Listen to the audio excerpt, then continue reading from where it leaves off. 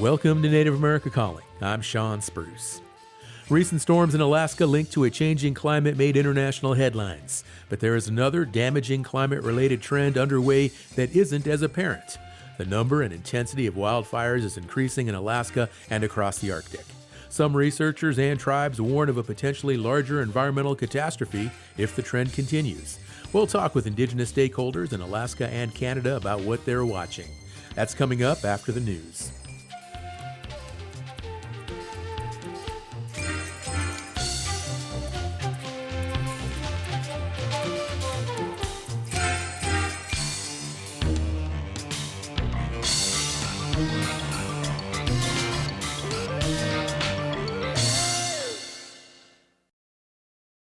This is National Native News. I'm Antonia Gonzalez. In a historic moment, the Franciscan Sisters of Perpetual Adoration have transferred land to the Lac du Flambeau Band of Lake Superior, Chippewa.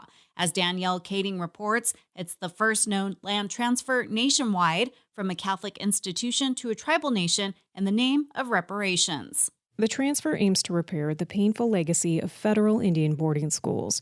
From the early 19th century until 1969, Native American children were removed from their homes and forced to assimilate.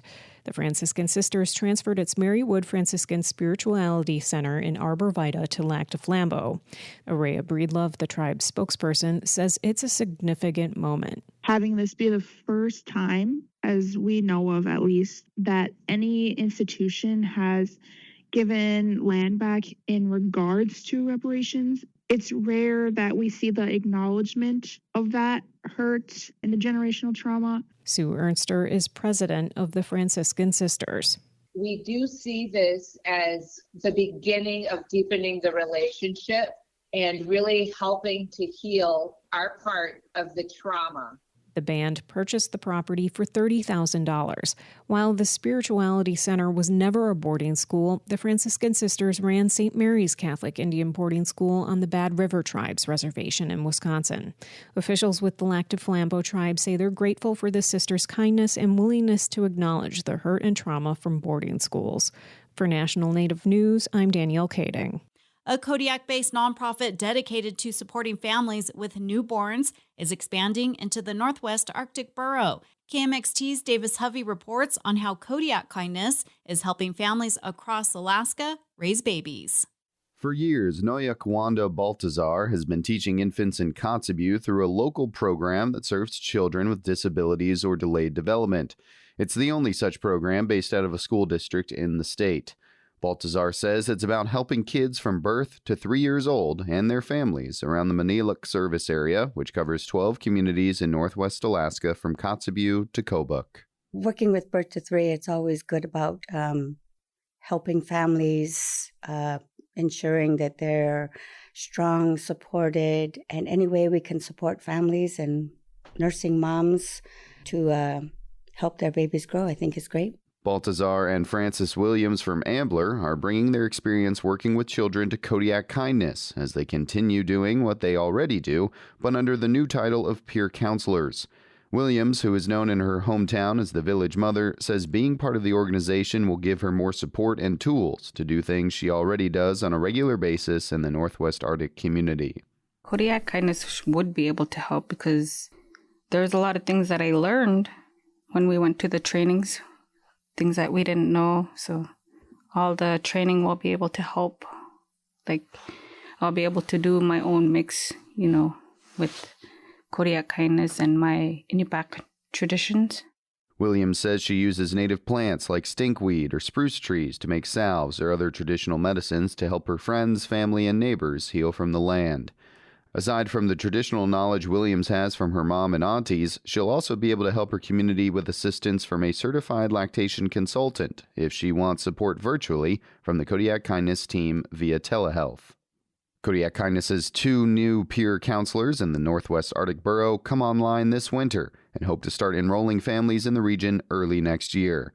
Reporting in Kodiak, I'm Davis Hovey. And I'm Antonia Gonzalez.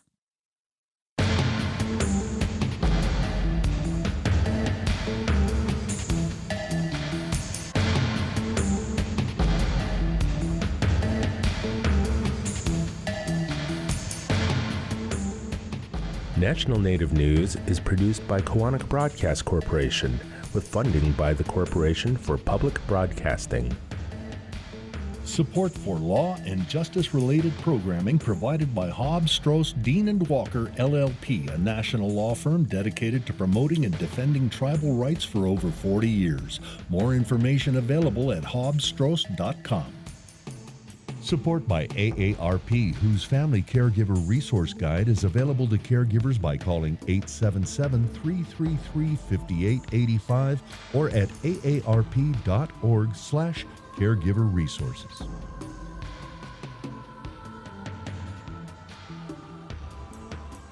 Native Voice One, the Native American Radio Network.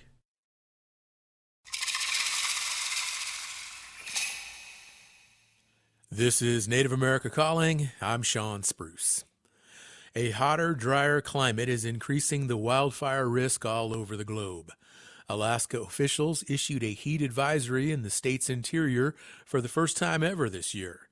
That trend is fueling the risk of more and more damaging fires. In Alaska and other parts of the Arctic, there's a new potential risk. As the permafrost melts, it offers a new source of fuel for wildfires that hasn't existed in human history. At the same time, researchers say as the peat in the ground thaws and dries out, it will start releasing the nearly 1.5 trillion tons of carbon it has stored up for millennia. In this hour, we'll get a look at the scope of wildfires in the Arctic with indigenous experts about how they're helping northern and Arctic communities prepare for and prevent wildfires. Of course, listeners, you can join our conversation today by calling 1-800-996-2848. That number is also 1-800-99-NATIVE. Joining us now from Whitehorse in Yukon Territory, Canada, is Edward Alexander. He is co-chair for Gwich'in Council International and Senior Arctic Lead Woodwell Climate Research Center. He is Gwich'in. Edward, good morning, and welcome back to Native America Calling. Good morning, Sean. Thanks for having me back. Appreciate being here. Joining us from Rocky Mountain House, Alberta, Canada, in Treaty 6 territory, we have Dr. Amy Cardinal Christensen. She is a senior fire advisor for the Indigenous Leadership Initiative and board member of the International Association of Wildland Fire. She is Métis. Amy, hello, and good morning to you as well. Hi there. Thanks for having me again.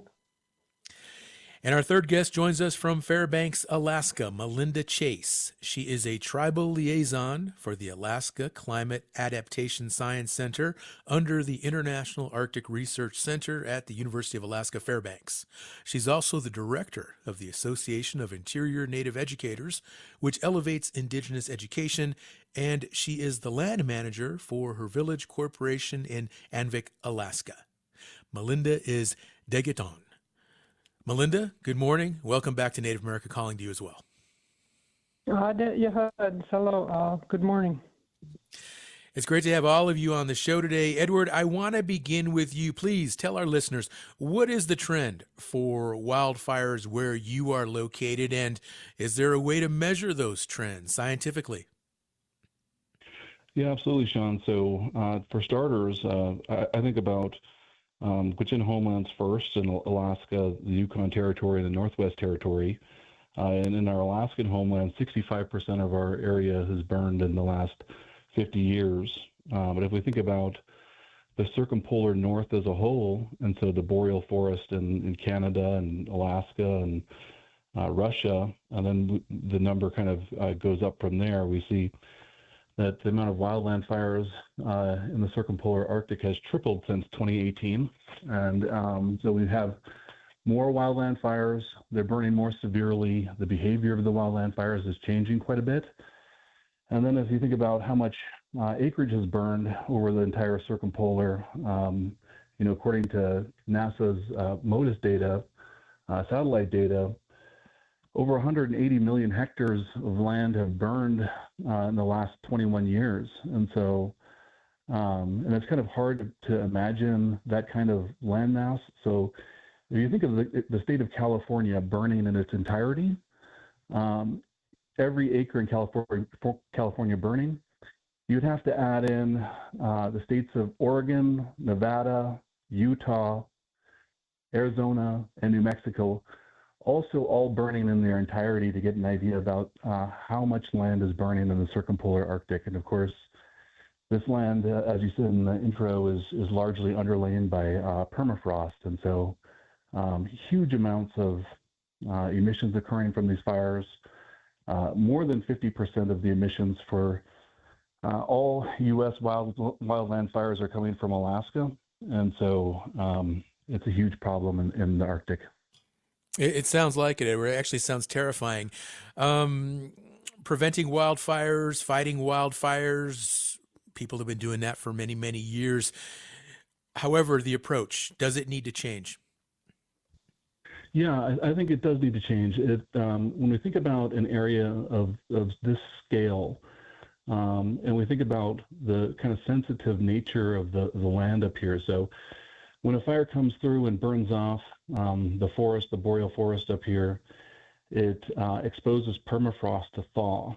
Now, permafrost can be exposed to thaw also by firefighters, right? So by us cutting trees down, by digging trench, by having a dozer line over permafrosted areas, we could also be releasing emissions out of these soils for years, for decades to come. And so one of the things that we should be thinking about doing, and we should be doing more largely across the Arctic, is encouraging the use of cultural fire. And so that's fire practices that indigenous peoples from around the world have been using since time immemorial.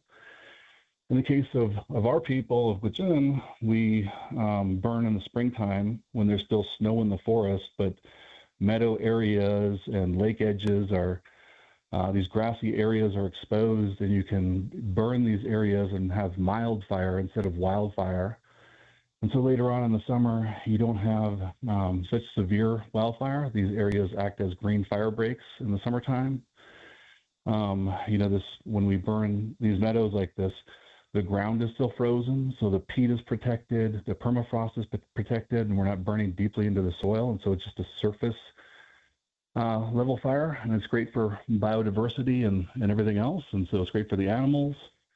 And that's primarily why we did it. It's great for animals and it's easier to travel. But now there may be some very serious climate implications to restoring cultural fire across the Arctic. And these cultural fire practices, how widely used are they? And is there any resistance toward implementing strategies like this? Well, there's always resistance. It's to some folks it's new. To us, obviously, we've been doing it for tens of thousands of years. But part of that is education. And part of it is educating ourselves about, what all of our relatives around the circumpolar are doing. And so one of the things that we've tried to do is sit down with indigenous people from Russia, from the Nordic countries, the Sami, from all across Canada, to the Inuit, to the Aleut, and find out how everybody used fire in their area, learn more about their practices and what people believe about fire, and how we can best find our own way forward here, because there's lots of different kinds of terrains in the Arctic, and so and lots of different kinds of information and knowledge in these different regions, and so it's important for us to learn. Edward, what's going on at the federal level here in the United States? Are tribes getting the wildfire funding and staff support that's needed? No, not at all. So in the United States, it's terrifically underfunded. Alaska is even more severely underfunded than most. Earlier I said more than 50% of wildland fire emissions are occurring in the north, and they're having huge health impacts to indigenous communities. Huge destructive swaths of the land are being exposed to permafrost thaw, and we're only receiving about 4% of federal funding to combat the wildland fire crisis that we're seeing in the circumpolar. And out of that 4%, virtually none of it goes to tribes. And so we really need to see some reform and support for cultural burning practices, for indigenous fire crews, for indigenous fire ecology. We need to have tribal science officers funded by the National Science Foundation, like an EPA IGAP type program, but for science. So we need to have fire officers and fire guardians funded through this new U.S. Fire Service for every tribe, right? And so we need to be able to respond to these issues locally, and we need to have that planning occur locally too. Okay, Edward, I believe you just said that less than 4% of federal funding goes to tribal firefighting efforts. Where does the other 96% go? Well, that 4% actually, that 4% doesn't even go to tribal firefighting efforts. It goes to like the Alaska Fire Service and to federalized resources here in Alaska. It's far less than 4% goes to tribes, right? A very small amount goes to developing community wildfire protection plans, and maybe something like 40 or 50 million goes to the BIA for doing mitigation and adaptation work. So almost, the vast majority of these fundings go to kind of support models that haven't proven themselves successful. And we need to change that. All right. Thank you, Edward Alexander, kicking off our conversation here today on Native America Calling. We're talking about wildfires in the Arctic, a hotter, drier climate, increasing the risk all over the globe, but the trends are especially troubling in the Arctic region. Stay with us. We're going to take a short break, and we'll continue our conversation with Edward Alexander and our other guests. And, of course, the phone lines are open for anyone who would like to join the conversation. If wildfires are a risk where you live, specifically in Alaska, I know we have a lot of partnering stations in Alaska, a lot of listeners in Alaska would sure like to get some calls going from folks who have experience with what these wildfires can do, the risks that are imposed to communities, and maybe you even have some thoughts in terms of how to curb the disturbing trends we're learning about today. If so, just give us a call, 1-800-996-2848. The number is also 1-800-99-NATIVE. And, of course, you can always use our social media platforms as well, Facebook, Instagram, Blue Sky, Threads. Check us out. We'll be right back.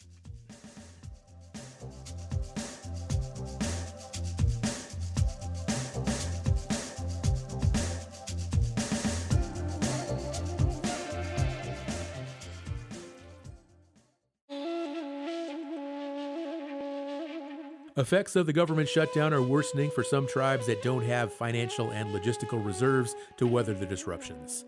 A handful of tribes have declared emergencies in reaction to the protracted loss of funds for healthcare, law enforcement, and food assistance. We'll get updates on those affected on the next Native America Calling.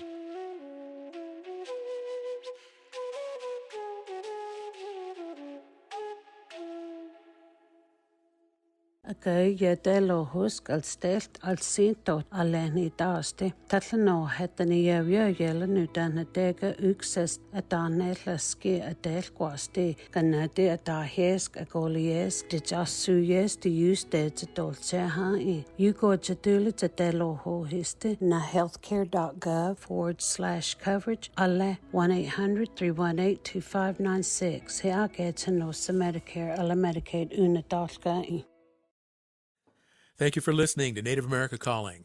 We're talking about wildfires in and around the Arctic. If you have questions or comments about how climate change is impacting how fires behave in northern Alaska and Canada, please give us a call. We're at 1-800-996-2848. That number is also 1-800-99-NATIVE. Our first guest, Edward Alexander, co-chair for Gwich'in Council International, is on the line. He's in Whitehorse in Yukon Territory, Canada. And Edward, you mentioned before break, in addition to just the impacts of the flames, the fires themselves, there's this whole issue with permafrost that is thawing, and it's creating this whole new threat with regard to the release of carbons and other climate change type dynamics. Tell us more about that threat and what people like yourself can do about it. So it's important to understand the scope of how big of an area we're talking about here. So the boreal forest is the largest forest on Earth. And in this forest, it contains as much carbon within all of the branches and roots and all of the parts of a tree that, all the trees that are in this forest. It contains as much carbon as humans have released from all sources since industrialization. So that means every light bulb that's been turned on, every car that's been driven, every train ride, all electrical production, the boreal forest contains that same amount. And so as it's starting to burn now, it's emitting these vast amounts that are not being accounted for. So it's not part of any global climate budget. It's not part of any kind of climate change statistics you've seen because it's not accounted for in the Intergovernmental Panel on Climate Change or the UNFCCC processes, those kinds of things. And then below this area, below this boreal forest, there's this permafrost, and permafrost contains twice as much as that amount, so twice as much as humans have ever released from all sources. And so now this permafrost is starting to thaw, starting to release that carbon into the atmosphere. And then there's this special kind of permafrost that's in Gwich'in homelands, it's in Inuit homelands, other Dene people's homelands, and throughout Russia, called Yedema. And this Yedema permafrost contains 480 petagrams of carbon. And for those people who don't know what a petagram is, it's basically 1 billion metric tons. So if you think about it, it's this vast, vast amount of carbon, and Yedema is like really ice rich, and so it's got carbon in it, but it's like 80% ice, and it's hundreds of thousands of years old, and so it's been through glacial ages and thawing cycles before, and it remained Yedema, except for now in Gwich'in homelands, we're starting to see this Yedema collapse. And, these structures are hundreds of thousands of years old. And the problem with Yedema is that it doesn't release all as CO2. It releases in some percentage as methane and some percentage as nitrous oxide. And methane is 30 times more powerful than CO2 as a gas. So even though it's half as much as we've released from all sources, right? So there's this Yedema out here. It's half as much as humans have released from all sources. What does that mean? It means it can collapse under the way fires are burning now in the Arctic and release rapidly, but it won't release as CO2, it will release as methane and other kinds of greenhouse gases. And it's 30 times more powerful than CO2. So you're looking at, your napkin math, it's 15 times the heat equivalent of all emissions humans have released since industrialization. So very concerning. It's imperative that we protect Yedema. It's imperative that we evaluate what we're doing with wildland fire response in the Arctic to secure the continued existence of Yedema, which is and of permafrost writ large, because they're basically the natural foundation and natural infrastructure that allows all of human life to exist, and as well as all of the other species that are out there that are depending on our action. All right, 1-800-99-NATIVE. That is the number if you would like to join today's conversation.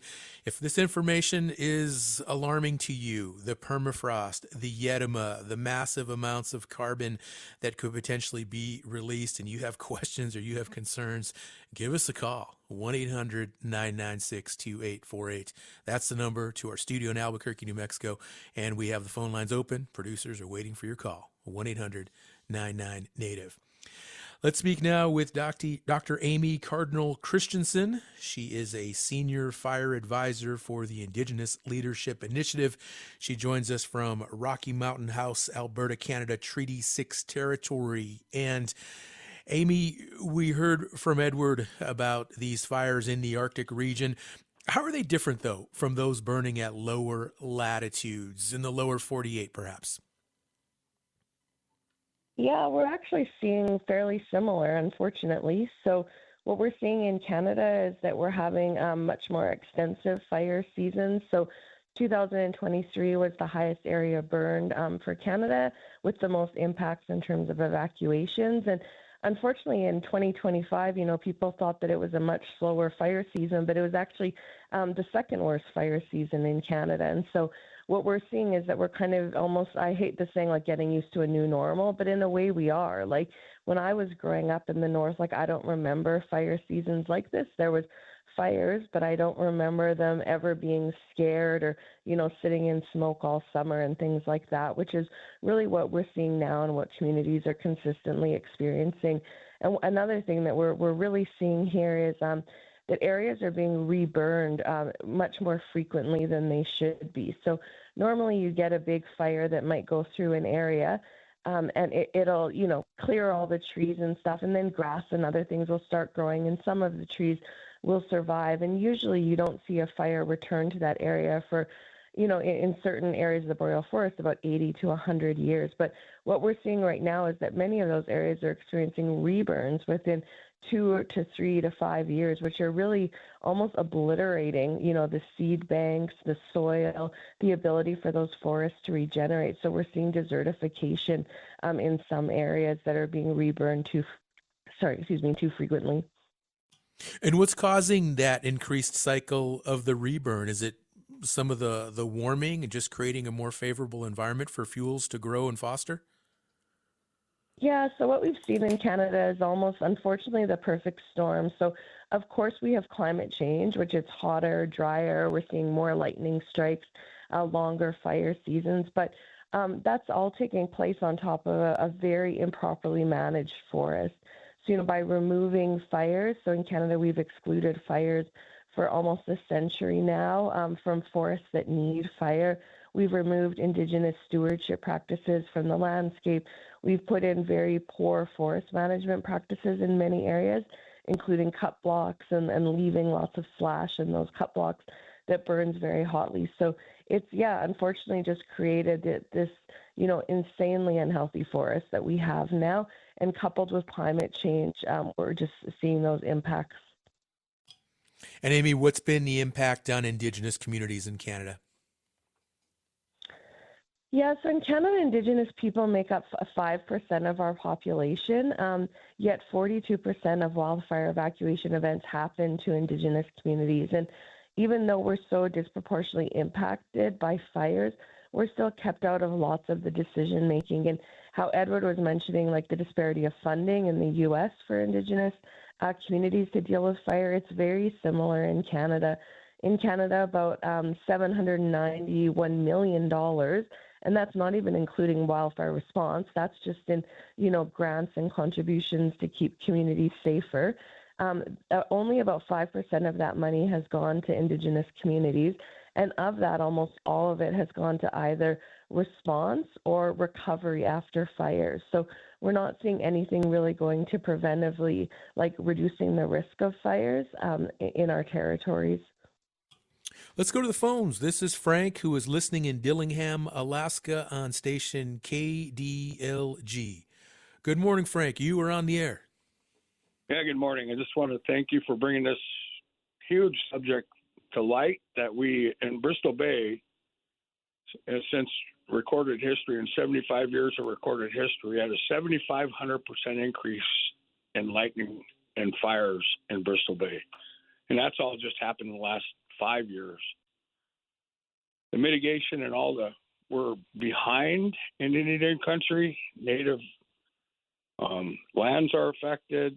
And then as we develop, tundra fires are more important, like you're pointing out, than the fires that we try to prevent with forest. Tundra fires are just as important. So I thank you for bringing this to light.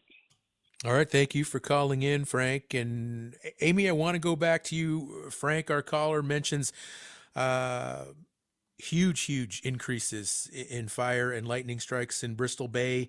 And I also want to ask you, though, about the Yellowknife fire, back in 2023, because I think that really redefined the severity of wildfires in Canada. What lessons did you learn from that fire? Yeah, so I think, that was 2023 was really just a horrendous fire season in Canada. So in the past in Canada, we've usually had, certain areas that might be experiencing more fires. Like in 2017, 2018, it was British Columbia. But what we saw with that fire season was that we had extensive fires across Canada. And so it really impacted what we've done in Canada before, which is resource sharing. So we're, a province that isn't having as bad of a fire season can then send people and equipment to those areas that are being more highly impacted. But during that fire season, everyone was having a really hard time. And so we were really dependent on international help, which is very expensive. And also many of those people don't know, the areas that they're going to. They don't have that local knowledge of those places. And so one of the areas that we saw really impacted during that fire season was the Northwest Territories. And, during that, almost all of the communities there were evacuated. Yellowknife, for example, was evacuated. And when we see evacuations of northern communities, it's not like these, quick things where you just kind of jump in your car and then, you head an hour away and stay in a hotel and then go home a few days later. The evacuations have immense impacts on people because some are fly-in only communities. Lots of the roads were closed because of fires, and there was a lot of accidents on the roads and very close calls with people trying to evacuate. And so it really created, again, these horrible conditions for folks trying to get through. And then they ended up in these urban centers like Edmonton, Calgary, other places, where it was very difficult and had to stay for almost a month before they could return home. And then upon returning home too, there wasn't, like in Yellowknife, for example, there wasn't any homes that were lost, but the areas around that Yellowknife or areas of the Northwest Territory were devastated by these high-intensity wildfires. And so we call them like our cultural landscapes, right, where we carry out our cultural activities. And the impacts from those are going to be multi-generational, with people being unable to use that land base for cultural purposes. Amy, I also want to ask you about the smoke because it poses a threat all to its own, correct? Yes, that's correct. And so that's one thing I think that's much different about fire compared to flooding is that when you have these, like when you have a flood, it's very localized, same with like a tsunami or an earthquake, right? But with wildfire, smoke really can travel for thousands of kilometers in the air and impact people. And we're seeing all sorts of studies coming out about just how damaging wildfire smoke is, including increasing heart attack risk, increasing asthma, increasing all sorts of other kind of chronic conditions that people have. And so I don't know, I don't personally remember, being impacted by smoke so much every single summer. Where in Canada, especially in the east, they've had a few really difficult summers where their entire summers have been impacted by smoke. Amy, I'm imagining somebody listening to this show right now, and they might be getting really depressed here. I mean, just what we're hearing with regard to just the risk here, these increased frequencies. You work in fire prevention, though. Is this possible? Can people prevent their way out of this trend of increasing frequency and intensity of wildfires?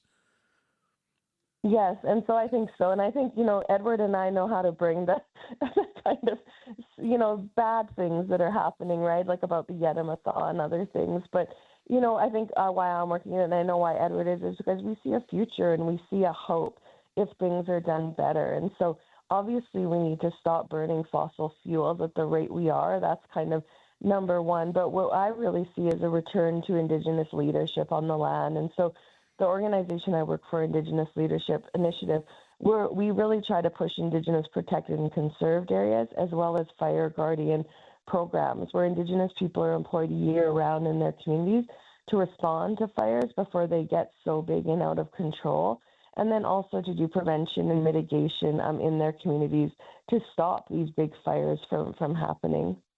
All right, thank you. Edward, I want to go back to you and ask you the same question. Is there still hope, or have we reached a point of no return with regard to the severity and intensity of these fires in the Arctic and perhaps elsewhere?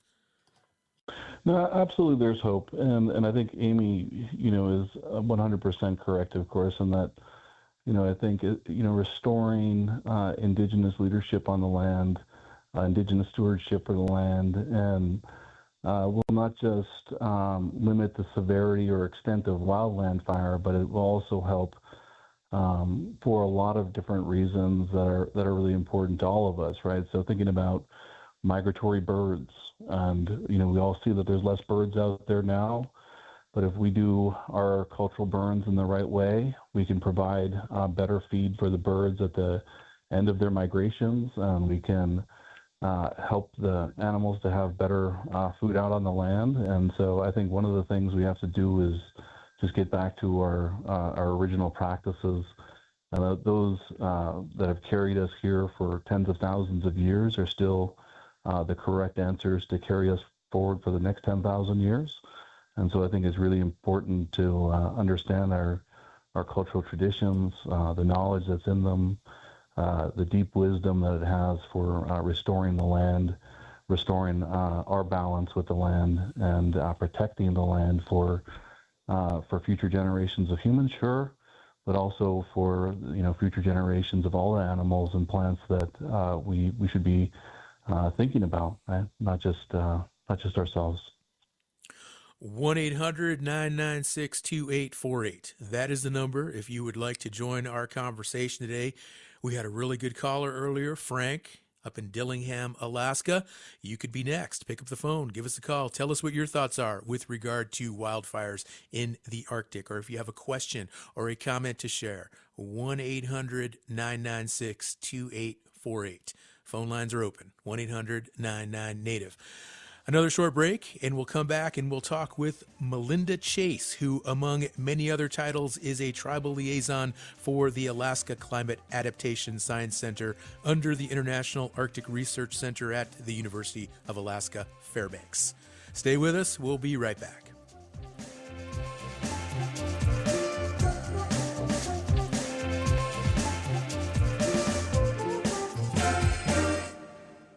Support for law and justice-related programming provided by Hobbs, Strauss, Dean & Walker, LLP, a national law firm dedicated to promoting and defending tribal rights for over 40 years. More information available at hobbsstrauss.com. Kaufman & Associates is a Native-owned and led consulting firm supporting Native communities with culturally grounded solutions to shape Indigenous futures. More at kaufmaninc.com, KAUFFMANINC.com. I'm glad you're tuned in to Native America Calling. We're talking about how increasing wildfires in the Arctic are impacting Indigenous communities. Listeners, please join our conversation by calling 1-800-996-2848. That number is also 1-800-99-NATIVE.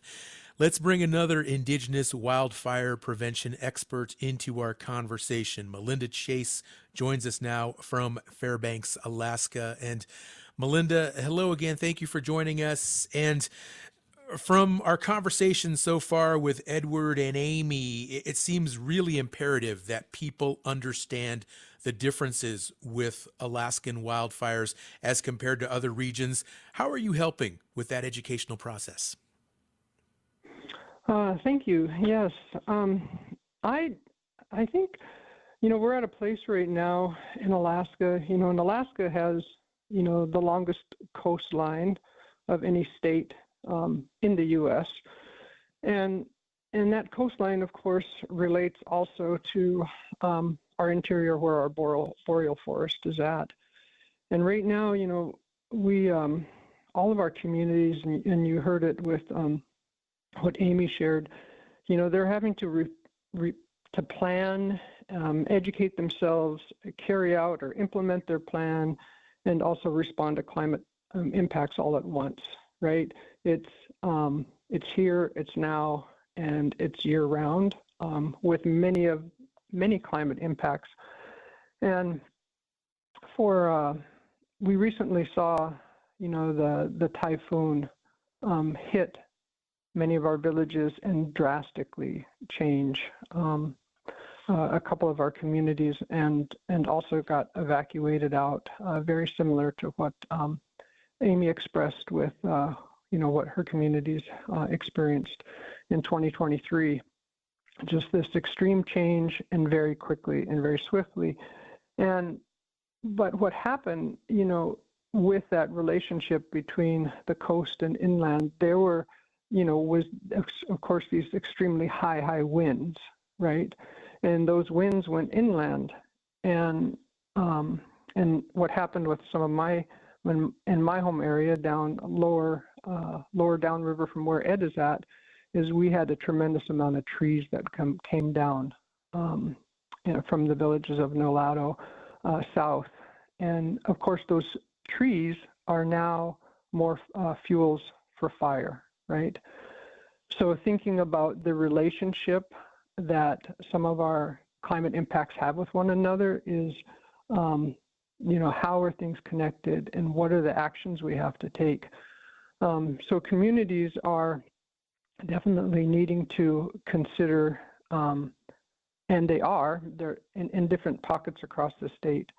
But I think, we have traditional teachings that, Ed talked about relying on. Like one of our teachings is, always being prepared or always getting ready. And how do we make sure that we are following through on that and also obtaining the training that's coming on board? There's many communities, or there's training that is evolving now across the state of Alaska. But you can't just obtain the training. Like one of the communities, unfortunately, that just got hit, talked about recently getting emergency response training and utilizing and getting exposed to the small community emergency response plan. That is a plan that is really supported across the state of Alaska.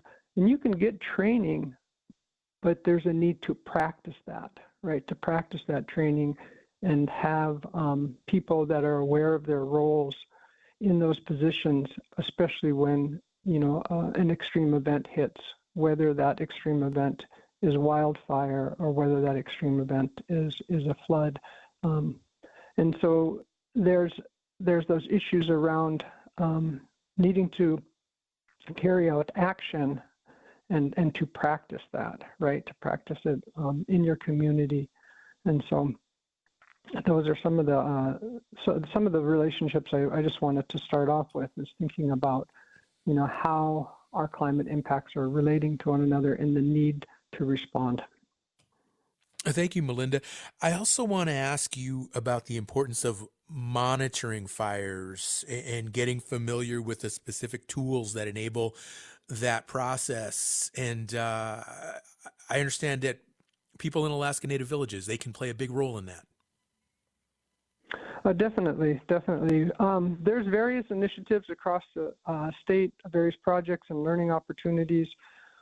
At the International Arctic Research Center, we have an education outreach, and we've had a project there called Arctic and Earth Signs. And really that project works with community teams to bring them in, to help them, base a lot of what they want to explore on their local knowledge, local experience, local impacts, indigenous knowledge, and then learn additional tools like utilizing the GLOBE program. And that program allows you to understand some of the Western science tools for measuring and taking in data from a Western science perspective, working with youth and various ages across your community, and then also learning and understanding some of the satellite tools that NASA puts out. So really being able to understand how to access some of the current information and some of the tools. In Alaska, we do have quite a few different agencies that try to respond to various levels of fire and provide tools. We have the Interagency Fire Consortium and various other entities that make these available. At the International Arctic Research Center, we also have the Scenarios Network for Arctic and Alaska Planning, and we put out a lot of additional information, like there's the Northern Climate Reports, where communities can go in and put in their community, do a search for their community in an area that they want to see, and like that might be a game management unit, it might be, their traditional homeland, it could be a watershed, and then pull up the potential projected climate impacts, including like vegetation growth and history of wildfire. And so there are a tremendous amount of tools available. More recently, there was a project that has been building out, and it's the wildfire walk that, let's see, I think it was in 2021, there was 3.5 acres that burnt around the University of Alaska, and that has been now made into an interpretive walk. And that's an opportunity for both us to educate each other across Alaska, people who are coming into the university, both, whether they're guests and visitors from stateside or students taking classes there or coming in for community planning. But if you think about it, there's burn areas all over Alaska, right? So what can communities access on their own to educate themselves with partners, right? And so we see many communities doing that. One community that really stands out in some of their work is Igiugig. They have really dynamic leadership there, and their community cohesiveness is really strong in obtaining training and really bringing in working with multiple partners. Their leadership has really supported both their staff, and their staff is really trying to access multiple ways of addressing, so that, like they have done some work with Alaska Venture Funds, who has a big local community fire education. They've come in for this the Arctic and Earth Science training with climate change in my community, and that's on monitoring, right? Learning those monitoring skills, also learning how to collect the data, understand the data, and then be able to advocate for yourself, or know what the potential impact is, right? And then they're also working at trying to build out like a guardian approach. So.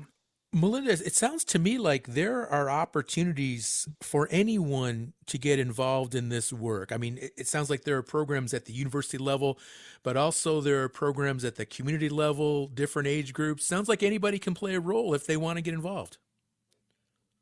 Well, I think that's very true, that there's, I think Ed, in some of his work, he really tries to elevate, that we are dealing with, and it's true with all climate, right?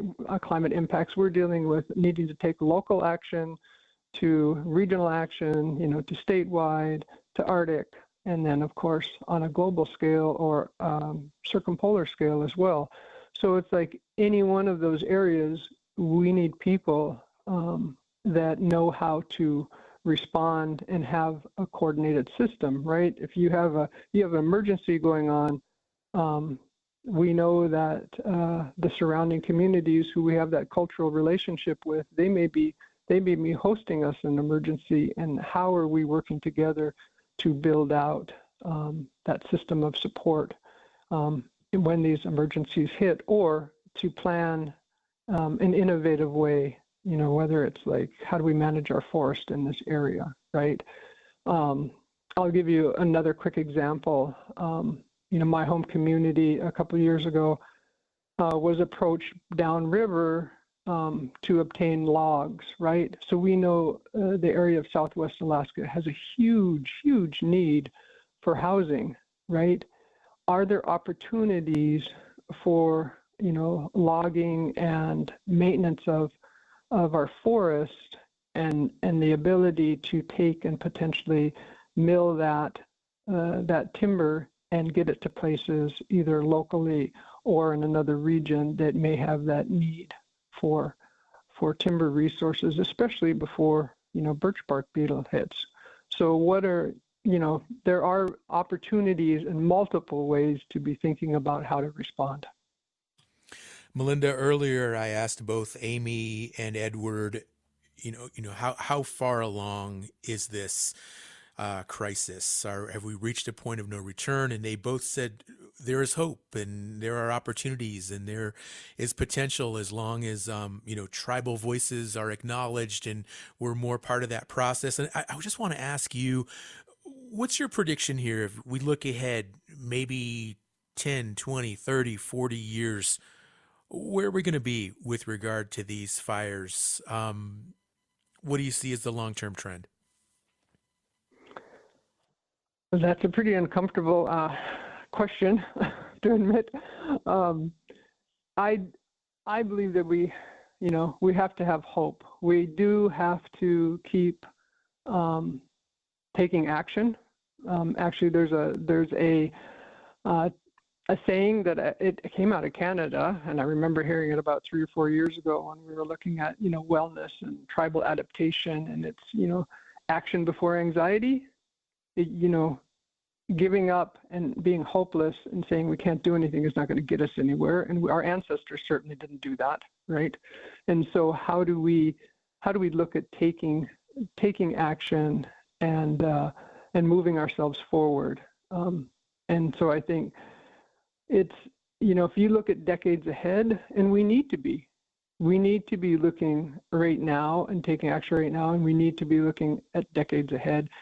The Arctic is the air conditioner for the rest of the world, and every conversation counts, right?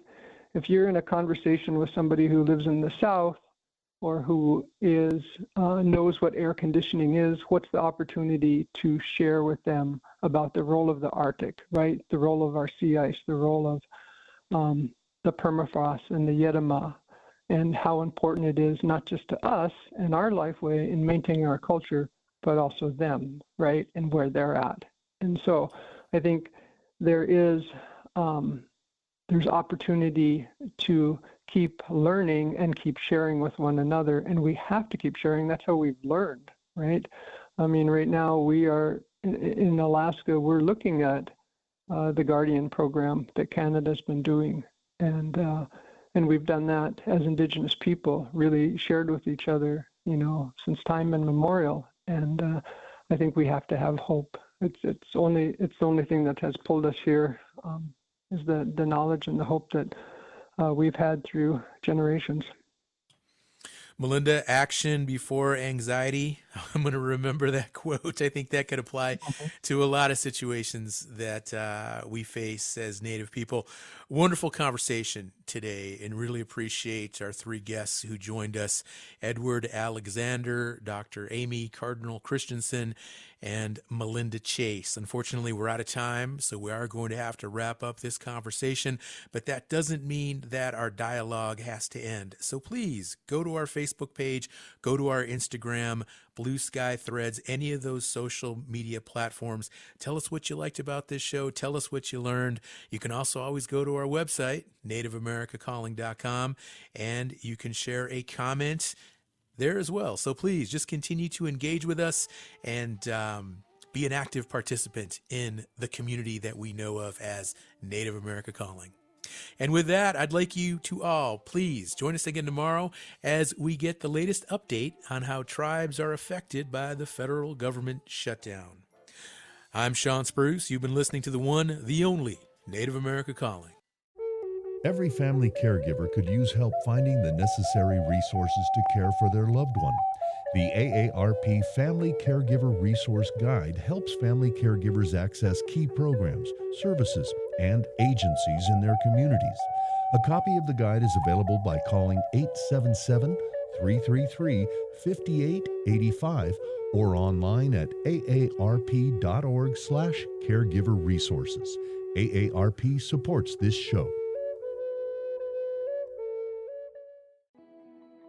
Achun kadan chatlak ida yadus echi kedu shachti kanechsati I ichti in yuqal ataqal yadus echi sa Cake Aegis. Healthcare.gov/coverage Katil Qain Khachu 1-800-318-2596 Kachiik Medicare Ka Medicaid Jida Khiu Khatan Aya.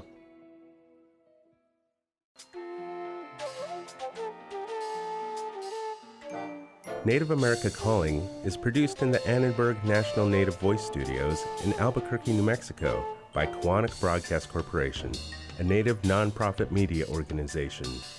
Funding is provided by the Corporation for Public Broadcasting with support from the Public Radio Satellite Service.